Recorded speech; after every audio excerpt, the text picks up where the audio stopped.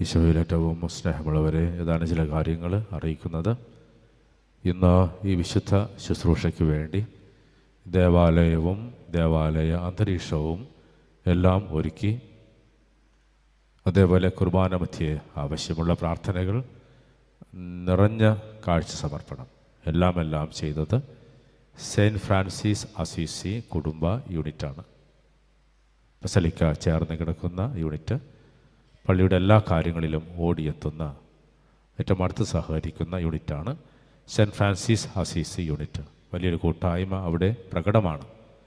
ഇന്ന് അവർ ചെയ്ത എല്ലാ ശുശ്രൂഷകൾക്കും സെൻറ്റ് ഫ്രാൻസിസ് അസീസി യൂണിറ്റിലെ എല്ലാ കുടുംബാംഗങ്ങൾക്കും, പ്രത്യേകിച്ച് ഭാരവാഹികൾക്കും ആത്മാർത്ഥമായ നന്ദി, അഭിനന്ദനവും അറിയിക്കട്ടെ. വരുന്ന ആഴ്ച ഈ സേവനങ്ങൾ ചെയ്യേണ്ടത് കർമ്മല മാതാ കുടുംബ യൂണിറ്റ് ആയിരിക്കും. കഴിഞ്ഞ ആഴ്ചയിൽ സെയിൻറ്റ് ജോർജ് യൂണിറ്റിൻ്റെ കുർബാന മധ്യയുള്ള കാഴ്ച സമർപ്പണം ലഭിച്ച തുക 7000 രൂപയായിരുന്നു. പ്രത്യേകം നന്ദി. കഴിഞ്ഞ ആഴ്ച സഞ്ചി പിരിവ് 23,040 രൂപയായിരുന്നു. ഒത്തിരി നന്ദി. ഇന്ന് ദശാംശ സമർപ്പണം പ്രാർത്ഥനാപൂർവ്വം നൽകിയതിനും പ്രത്യേകം നന്ദി പറയുന്നു. ഇന്നലെ മാതാവിൻ്റെ നൊവേന നേർച്ച ഒരുക്കിയത് ആരോഗ്യമാതാ കുടുംബ യൂണിറ്റായിരുന്നു. വളരെ ഭംഗിയായി ചെയ്ത ആരോഗ്യമാതാ യൂണിറ്റിന് നന്ദി. വരുന്ന ആഴ്ച മാതാവിൻ്റെ നേർച്ച വിരുന്നൊരുക്കേണ്ടത് ഉണ്ണിമിശിഹ കുടുംബ യൂണിറ്റ് ആയിരിക്കും. ഇനിയും പ്രത്യേകിച്ച് നമ്മുടെ അഭിവന്യ അംബ്രോസ് പിതാവിൻ്റെ സ്വീകരണത്തെ സംബന്ധിച്ചാണ് നോട്ടീസ് തയ്യാറായിട്ടുണ്ട്. ഇന്ന് തന്നെ യൂണിറ്റ് ഭാരവാഹികൾ അത് കിട്ടുന്ന മുറയ്ക്ക് എല്ലാ ഭവനങ്ങളിലും എത്തിക്കുക. ബ്ലോക്കുകളിൽ, യൂണിറ്റുകളിൽ ഇന്ന് ഭാരവാഹികൾ കൊണ്ടുവന്ന് തരും. അത് ഇന്ന് തന്നെ ഏൽപ്പിക്കുക. വളരെ വിപുലമായിട്ടുള്ള ഒരു സ്വീകരണമാണ്. നമ്മുടെ നാടിൻ്റെ ആ പൗരാണിക പാരമ്പര്യവും പ്രൗഢിയും അനുസരിച്ചുള്ള ഒരു സ്വീകരണമാണ് നാം അഭിവന്യ പിതാവിന് ഒരുക്കുക. എന്തുകൊണ്ട് നാം പിതാവിന് സ്വീകരണം ഒരുക്കണം? അദ്ദേഹം ഒരു ജനനായകനാണ്, ആത്മീയ നേതാവാണ്. തൃശ്ശൂർ, എറണാകുളം, പാലക്കാട് ജില്ലകളിലായി നീണ്ടു പരന്ന് കിടക്കുന്ന 1,00,000-ലേറെ വിശ്വാസികളുടെ ആത്മീയ നേതാവ്, 1,00,000-ലേറെ വരുന്ന വിശ്വാസികളുടെ ജനനായകനാണ് ഓരോ ബിഷപ്പും. അതുകൊണ്ട് തന്നെയാണ് ഏറെ ആഘോഷത്തോടെ നാം അദ്ദേഹത്തെ എതിരേൽക്കുക, ഇത്തരത്തിലുള്ള ആഘോഷങ്ങൾ സംഘടിപ്പിക്കുക. ഇതൊരു സമുദായ ശക്തിയുടെ പ്രകടനം തന്നെയാണ്. ഞാൻ ഇവിടെ നിന്ന് വർഗീയത പറയുന്നതല്ല. മറ്റ് ഇതര മതസ്ഥരുടെയൊക്കെ ഓരോ പ്രോഗ്രാം വെക്കുമ്പോൾ എന്തുമാത്രം ജനബാഹുല്യമാണ്, എന്തുമാത്രം, അത് ഊഹിച്ചെടുത്താൽ മതി ആരൊക്കെയാണെന്നുള്ളത്. ഓരോ പാർട്ടികളുടെ പ്രോഗ്രാം വരുമ്പോൾ എന്തുമാത്രമാണ് ജനങ്ങളുടെ പങ്കാളിത്തമൊക്കെ, കൊടിതോരണങ്ങളും ഫ്ലക്സുകളും ആഘോഷങ്ങളുമൊക്കെ. നമ്മളൊക്കെ പലപ്പോഴും പിന്നോക്കം വലയുകയാണ്. അപ്പോൾ ഇതൊരു സാമുദായിക ശക്തിയുടെ പ്രകടനം കൂടെയാണ്. ഞങ്ങൾ 1,00,000-ലേറെ പേരുടെ ആത്മീയ നേതാവ്, ജനനായകൻ, അത് നമ്മുടെ ഇടവകയുടെ സ്വന്തമാണെന്നുള്ള ഒരു പ്രഘോഷണവും സാക്ഷ്യവുമാണത്. ക്രിസ്തീയ സാക്ഷ്യം കൂടെയാണ്. ഓർക്കുക, യേശുവിൻ്റെ പിന്നാലെ 1000-ങ്ങളും 10,000-ങ്ങളുമൊക്കെയാണ് സഞ്ചരിച്ചത്, ഇത് ഞങ്ങളുടെ നായകനാണെന്ന് പറഞ്ഞുകൊണ്ട്. അപ്പോൾ അതുകൊണ്ട് തന്നെയാണ് അംബ്രോസ് പിതാവിന് നമ്മൾ ഏറ്റവും ആഘോഷമായിട്ട് തന്നെ യാതൊരു കുറവുമില്ലാതെയുള്ള ഒരു സ്വീകരണം ഒരുക്കുക, അദ്ദേഹത്തോടുള്ള സ്നേഹം പ്രകടിപ്പിക്കൽ, ഒപ്പം സമുദായത്തോടുള്ള നമ്മുടെ കൂട്ടായ്മ പ്രകടിപ്പിക്കൽ. ഞങ്ങൾക്കൊരു നേതാവുണ്ട്, രാഷ്ട്രീയത്തിനും മറ്റെല്ലാ തലത്തിനും അതീതനായി ക്രിസ്തു നിയോഗിച്ച ഒരു നേതാവ് ഞങ്ങൾക്കുണ്ട് എന്ന് നമ്മൾ ലോകത്തോട് പ്രഘോഷിക്കുന്നു. അപ്പോൾ സ്വീകരണം സംബന്ധിച്ചുള്ള എല്ലാ കാര്യങ്ങളിലും എല്ലാവരുടെയും സഹകരണം പ്രതീക്ഷിക്കുന്നു. നോട്ടീസിൽ എല്ലാ കാര്യം വ്യക്തമായിട്ടുണ്ട്, എങ്കിലും ഞാനൊന്ന് സൂചിപ്പിക്കുന്നു. 3:30 മാലിങ്കര SNM കോളേജ് പരിസരത്തു നിന്ന് ഇരുചക്ര വാഹനങ്ങളുടെ അകമ്പടിയോടെ അഭിനയ പിതാവിനെ എതിരേൽക്കുക. പ്രത്യേകം ഒരു കാര്യം പറയാനുള്ളത്, മാലിങ്കര കോളേജ് പരിസരത്ത് നിന്ന് അഭിനയ പിതാവിനെ ഇരുചക്ര വാഹനങ്ങളോടെ എതിരേൽക്കാൻ നാം എല്ലാവരും ചെല്ലുന്നില്ല.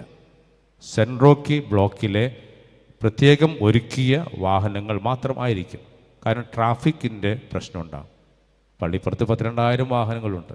എല്ലാവരും ചെന്ന് കഴിഞ്ഞാൽ പിന്നെ വല്ലാത്തൊരു പ്രപഞ്ചമായിരിക്കും. അതുകൊണ്ട് തന്നെയാണ്. അപ്പോൾ അതിന് പ്രത്യേക ചുമതല, സ്വീകരണത്തിൻ്റെ പ്രത്യേക ചുമതല സെൻറ്റ് റോക്കി ബ്ലോക്കിനാണ്. അവിടെ നിന്നും അവർ കൃത്യമായിട്ട് വാഹനങ്ങൾ ക്രമീകരിച്ച് അതനുസരിച്ച് പിതാവിനെതിരേറ്റ് ആ സ്വീകരണ കമ്മിറ്റി എന്ന് പറയാം. അപ്പോൾ മറ്റ് വാഹനങ്ങളൊന്നും, ഇരുചക്ര വാഹനങ്ങളൊന്നും തന്നെ അവിടേക്ക് ചെല്ലരുത്. അത് കൃത്യമായി ക്രമീകരിച്ച് വാഹനങ്ങൾ ഒരുക്കി കൊടിയൊക്കെ കെട്ടി ഏകദേശം 80ഓളം വാഹനങ്ങൾ എന്നാണ് പറയുക, അതവർ ചെയ്തുകൊള്ളും. ഞാൻ ഈ പറയുന്നത് മനസ്സിലായി കാണുന്നത് കരുതുന്നു. നമ്മളെല്ലാവരും ഇരുചക്ര വണ്ടിയായിട്ട് പോയി കഴിഞ്ഞാൽ പിന്നെ നമുക്ക് ആർക്കും നിൽക്കാൻ പറ്റില്ല, ട്രാഫിക് ബ്ലോക്ക് ഉണ്ടാകും, പിന്നെ പോലീസിൻ്റെയൊക്കെ നിർദ്ദേശമൊക്കെ ഉണ്ട്. അതൊന്ന് ശ്രദ്ധിച്ചേക്കാം.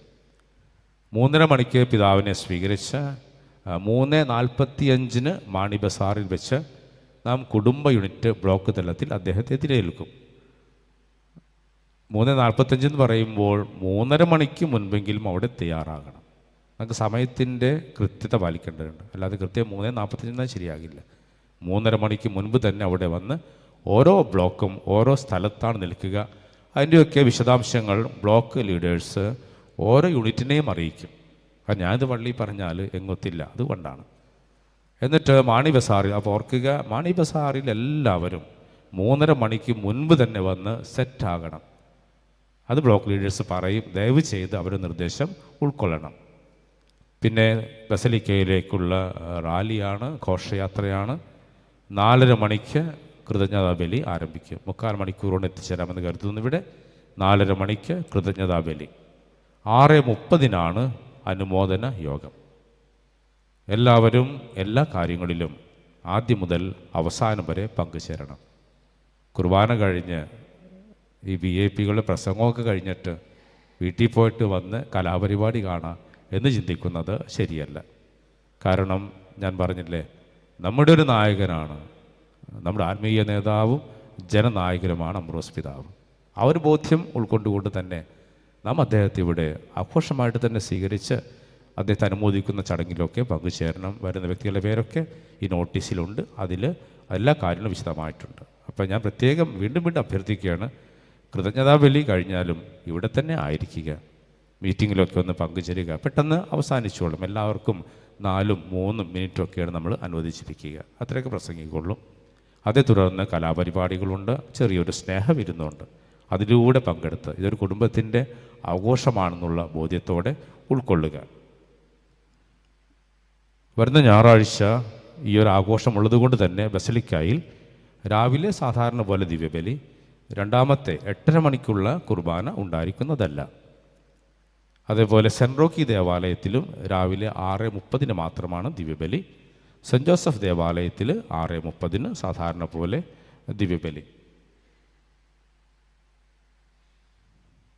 ഇതുമെല്ലാം പറഞ്ഞെന്ന് കരുതി നമ്മുടെ ആവശ്യമായിട്ട് കാണുക. ഇത് വികാരിച്ചൻ്റെയും കുറച്ച് കമ്മിറ്റിക്കാരുടെയും യൂണിറ്റ് ഭാരവാഹികളുടെയും മാത്രം ആവശ്യമായിട്ട് കാണാതിരിക്കുക. ഇത് ഇടവകയുടെ തനിമയൊക്കെ ലോകത്തെ അറിയിക്കുന്ന മനോഹരമായൊരു മുഹൂർത്തമാണ്. ഇനി മറ്റൊരു ചാൻസില്ല നമുക്ക് നമ്മുടെ സമുദായ ശക്തി പ്രകടിപ്പിക്കാനായിട്ട്. അപ്പോൾ എല്ലാവരുടെയും സഹകരണം ഞാൻ ഏറ്റവും വിനീതമായിട്ട് തന്നെ അഭ്യർത്ഥിക്കുകയാണ്. ഇനി മറ്റൊരു സന്തോഷ വാർത്ത ഉള്ളത്, പള്ളിപ്പുറം മഞ്ഞുമാത ബസലിക്കയിൽ ഒരു പുതിയ വികാരിയച്ഛൻ ചാർജ് എടുക്കും. ഇപ്പോൾ നമ്മുടെ രൂപതയിൽ വികാരി ജനറലായി സേവനം ചെയ്യുന്ന ബഹുമാനപ്പെട്ട മോൺസിഞ്ഞോർ ആൻ്റണി കുരിശിങ്കൽ അച്ഛനാണ് ബസലിക്കയുടെ പുതിയ നാഥനായി കടന്നു വരിക. ഈ മാസം 12-ാം തീയതി, അതായത് വരുന്നതിൻ്റെ പിന്നത്തെ തിങ്കളാഴ്ച, 11-ാം തീയതി പിതാവിനെ സ്വീകരിക്കും നമ്മൾ. 12-ാം തീയതി തിങ്കളാഴ്ച 5 മണിക്കാണ് മോൺസിഞ്ഞോർ ആൻ്റണി കുരിശിങ്കൽ അച്ഛൻ ഇവിടെ പുതിയ വികാരിയായി ചാർജ് എടുക്കുക, റെക്ടറായി ചുമതല ഏൽക്കുക. തീർച്ചയായും വലിയൊരു വികസനത്തിൻ്റെ നാളുകൾ തന്നെയായിരിക്കും നമ്മെ സംബന്ധിച്ച് ഇനി ഉണ്ടാകുക. അദ്ദേഹം കഴിവും പ്രാപ്തിയും ഒക്കെയുള്ള ഒരു വ്യക്തിത്വമാണ്. നമുക്കറിയാം, ഒരു രൂപതയുടെ തന്നെ ഒരു വികാർ ജനറൽ ഈ ഒരു ആലയത്തിലേക്ക് വരിക എന്ന് പറയുമ്പോൾ അത് ബസലിക്കയ്ക്കുള്ള ഒരു അംഗീകാരം കൂടെയാണ്. ഞാൻ ഓർമ്മപ്പെടുത്തുന്നു, 12-ാം തീയതി തിങ്കളാഴ്ച 5 മണിക്കാണ് അദ്ദേഹം ചാർജ് എടുക്കുക. ഇനി ഒരു ഞായറാഴ്ച കൂടെയുണ്ട്, ഞാൻ പറയും. എങ്കിലും ഇപ്പോൾ നേരത്തെ തന്നെ പറയുന്നെന്ന് മാത്രം. ഞാൻ ചാലക്കുടി തിരുക്കുടുംബ ദേവാലയത്തിലേക്കാണ് വികാരിയായിട്ട് ചാർജ് എടുക്കുന്നത്. എൻ്റെ കാര്യം ഇപ്പോൾ വ്യക്തമായിട്ടില്ല. 12-ാം തീയതി ചാർജ് കൊടുത്തിട്ട് ഒരു പക്ഷേ 13-ന് എപ്പോഴാണെന്നൊരു ഫിക്സ് ചെയ്തിട്ടില്ല. കാരണമുണ്ട്. കാരണം അവിടുത്തെ അസൗകര്യങ്ങൾ എൻ്റെ ചില വ്യക്തിപരമായ അസൗകര്യങ്ങളൊക്കെ ഉള്ളതുകൊണ്ട് ഞാനത് പറയാൻ കാരണം പഴയ ചില ആചാരങ്ങളൊക്കെയുണ്ട്. അച്ഛന്മാർ പോകുമ്പോൾ കുറേ പേരിങ്ങനെ പരിവാരമായിട്ട് അതിൻ്റെ ആവശ്യമൊന്നുമില്ല. യൂണിറ്റ് ഭാരവാഹികളൊക്കെ ഇപ്പം തന്നെ തലപുകച്ചിരിക്കുന്നുണ്ടാകും, ഏത് വണ്ടി വിളിക്കണം, എത്ര പേര് പോകണം, ടെൻഷനാണ്. അത് കഴിഞ്ഞിട്ട് യൂണിറ്റിൽ കണക്ക് പറയാം, അതിൻ്റെ ആവശ്യമൊന്നുമില്ല. ഞാൻ ആത്മാർത്ഥമായിട്ട് തന്നെ പറയുകയാണ്. അപ്പോൾ ഞാനിവിടെ നിന്ന് 12-ാം തീയതി ചാർജ് കൊടുത്തിട്ട് പോകും. പിന്നെ 13-ാം തീയതി സൗകര്യം പോലെ അവിടെ ചാർജ് എടുക്കും. കാരണം 14-ാം തീയതി വിഭൂതി ബുധനാഴ്ചയാണല്ലോ. പിന്നെ അത്യാവശ്യം ഒഫീഷ്യൽസ് മാത്രം അത് ഞാൻ കൊണ്ടുപോകുന്നതാണ്. പാരിഷ് കൗൺസിലെ പ്രതിനിധികൾ, കേന്ദ്ര സമിതി പ്രതിനിധികൾ തന്നെ എല്ലാവരും ഒരു വണ്ടി വിളിച്ചിട്ട് അത് ഞാൻ ക്രമീകരിച്ചോളാം. ഒരു യൂണിറ്റുകളും ഇതിനു വേണ്ടി വാഹനം വിളിക്കുകയോ കൂടെ വരികയോ ചെയ്യരുതെന്ന് ഞാൻ ആത്മാർത്ഥമായിട്ടും സത്യമായിട്ടും പറയുന്നതാണ്. അത് ആ ഒരു അർത്ഥത്തിൽ സദയം ഉൾക്കൊള്ളണമെന്ന് ഞാൻ അഭ്യർത്ഥിക്കുകയാണ്. കൃത്യമായിട്ടുള്ള ചാർജ് എടുക്കുന്ന സമയം ഞാൻ പറയാം. ഇത്രമാത്രം നമുക്കേറെ കാര്യങ്ങൾ ചെയ്യാനുണ്ട്. ഈ ഒരാഴ്ച നമ്മെ എല്ലാവരെ സംബന്ധിച്ച് വളരെ വിലപ്പെട്ട നിമിഷങ്ങളാണ്. കാരണം കുറച്ച് നിർമ്മാണ പ്രവർത്തനമൊക്കെ നടക്കുന്നുണ്ട്. ഒപ്പം പിതാവിൻ്റെ സ്വീകരണം സംബന്ധിച്ചുള്ള കാര്യങ്ങളുണ്ട്. ആ വലിയ തിരക്കുണ്ട്. അതുകൊണ്ട് അത്യാവശ്യ കാര്യങ്ങൾക്ക് മാത്രം എന്നെ സമീപിച്ചാൽ മതിയാകും. ഓഫീസ് ഫുൾ ടൈം ഞാനുണ്ട്. എങ്കിലും ഏറ്റവും അത്യാവശ്യ കാര്യങ്ങൾക്ക് ഇനിയും എന്തെങ്കിലും അത്യാവശ്യമായിട്ട് ഞാൻ ചെയ്തു തരേണ്ടതുണ്ടെങ്കിൽ ഞാനത് ചെയ്തു തരും. തീർച്ചയായിട്ടും വന്ന് കാണാവുന്നതാണ്. അപ്പോൾ ഞാൻ ഫുൾ ടൈം ഇവിടെ ഉണ്ടാകും. അപ്പോൾ എല്ലാവരുടെയും പ്രാർത്ഥനകൾ ഈ ദിവസങ്ങളിൽ എല്ലാ കാര്യവും ഭംഗിയാകാനായിട്ട് എല്ലാവരുടെയും പ്രാർത്ഥനകൾ ഉണ്ടാകണേ. കാരണം നമ്മുടെ ഇടവകയുടെ ആ പൗരാണിക ചൈതന്യം, പാരമ്പര്യമൊക്കെ ഈ ഒരാഴ്ച കൊണ്ട്, പ്രത്യേകിച്ച് 11-ാം തീയതി നാം ലോകത്തോട് പ്രഘോഷിക്കുകയാണ്. എല്ലാവരും കൂടെ ഉണ്ടാകണം.